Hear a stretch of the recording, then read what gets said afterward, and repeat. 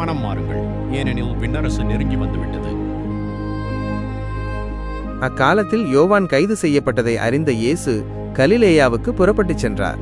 அவர் நாசரேத்தை விட்டு அகன்று செபுலோன், நப்தாலி ஆகிய நாடுகளின் எல்லைப் பகுதியில் கடற்கரையோரமாக இருந்த கப்பர்நாகுமில் போய் குடியமர்ந்தார். செபுலோன் நாடே, நப்தாலி நாடே, கடலோர வழியே யோர்தானுக்கு அப்பால் உள்ள பிற இனத்தவர் வாழும் கலிலேயாவே, இருளில் இருந்த மக்கள் பெரிய ஒளியை கண்டார்கள். சாவின் நிழல் சூழ்ந்த நாட்டில் குடியிருப்போர் மேல் ஒளி உதித்துள்ளது என்று இறைவாக்கினர் எசாயா உரைத்தது இவ்வாறு நிறைவேறியது. அது முதல் இயேசு மனம் மாறுங்கள், ஏனெனில் விண்ணரசு நெருங்கி வந்துவிட்டது என்று பறைசாற்றத் தொடங்கினார்.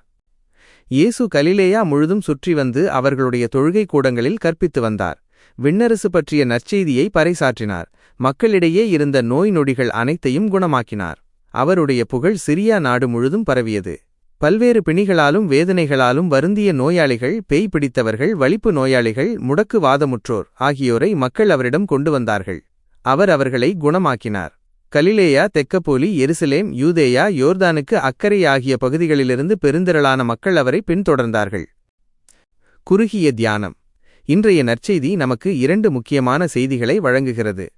1. பேரொளி. இருளில் இருந்த மக்களுக்கு ஒளியாக இயேசு வருகிறார். நம் வாழ்வின் கவலைகள், பாவங்கள் எனும் இருளை நீக்க அவரே மெய்யான ஒளி. 2. மனமாற்றம்.